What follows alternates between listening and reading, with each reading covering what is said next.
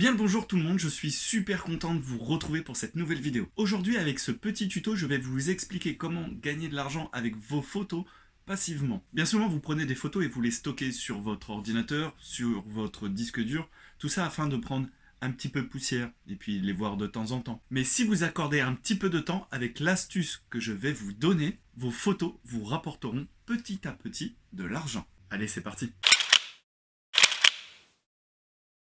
J'espère que vous allez bien et si vous ne l'avez pas déjà fait, je vous invite à vous abonner en cliquant en bas sur s'abonner à ma chaîne afin de voir les futures vidéos. Toujours basées autour de la photo.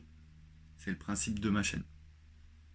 Êtes-vous prêt pour cette petite vidéo qui, avec un petit peu de travail, va vous rapporter de l'argent passivement, tout simplement avec vos photos?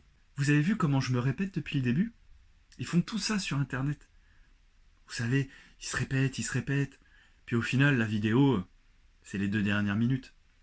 C'est histoire de gagner un peu de temps. C'est relou, hein? Allez, on va passer aux choses sérieuses. Aujourd'hui, dans cette vidéo, je vais tout simplement vous parler des sites de banque en ligne. Les banques en ligne, c'est quoi? C'est tout simplement des sites internet où vous allez pouvoir injecter vos photos et les stocker, afin qu'elles soient vendues par la suite à des professionnels ou des particuliers. C'est un peu comme Auchan, sauf qu'à la place d'avoir des fruits et légumes ou d'autres choses, c'est que des photos. Mais que des photos. Il existe plein de sites de banque en ligne et les 3 tip-top du classement vont être eStock, Shutterstock et le best, Adobe Stock, anciennement Fotolia, pour les anciens. Je vais mettre bien sûr dans la description de la vidéo des liens pour aller directement sur les sites de banque en ligne si vous êtes intéressé. Et je vais vous expliquer en 3 étapes comment ça marche. D'abord, la première étape, et vous allez me dire, vous allez penser que c'est logique, il faut créer un compte. Alors bien sûr, il faudra donner des informations personnelles.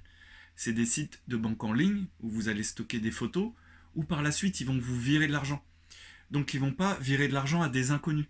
Ils vont demander des informations personnelles comme votre nom, votre prénom, votre adresse et forcément un RIB par la suite pour vous virer de l'argent. Bien sûr, c'est des sites sécurisés. La deuxième étape, c'est injecter vos photos. Alors, comme je vous ai dit un petit peu plus haut, c'est vrai, passivement, ça va vous rapporter de l'argent, oui, mais il y a un petit travail à faire en amont.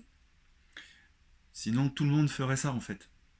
Une fois que vous avez téléchargé la photo sur le site, il va falloir la renseigner. Le titre, la catégorie, et vous allez avoir plusieurs mots-clés à remplir, certains 50. Je vous conseille à mettre tous les mots-clés. Ils vont permettre de référencer correctement la photo afin qu'un acheteur puisse la retrouver. Une fois envoyée, donc quand vous avez tout rempli, elle va passer au contrôle qualité.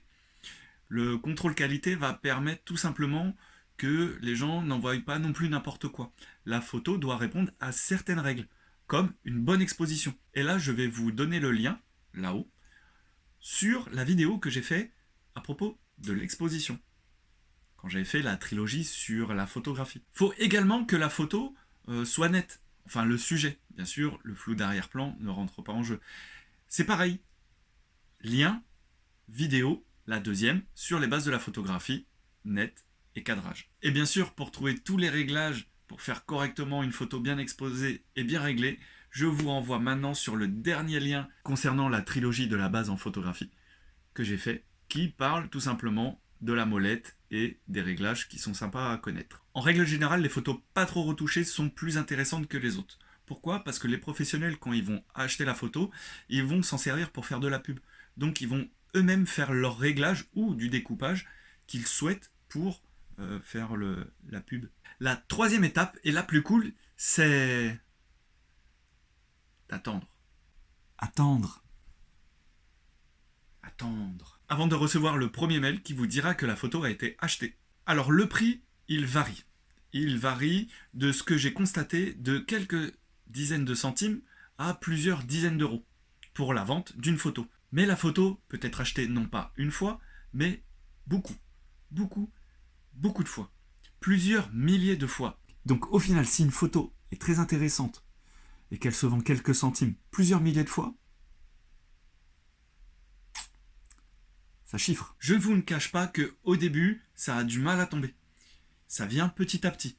Plus vous allez avoir de photos, forcément, plus vous allez avoir de chances d'en vendre. Et plus vous allez être sur des sites de banque en ligne, plus vous allez pouvoir cumuler forcément les fonds. N'hésitez pas à mettre n'importe quel type de photo. Des couverts, une assiette, un pot de fleurs, ça peut intéresser. N'oubliez pas que bien souvent, c'est des professionnels qui vont utiliser ces photos pour faire de la pub. Ma photo la plus vendue, c'est une brouette HS, mais défoncée, et en noir et blanc. Si, c'est vrai.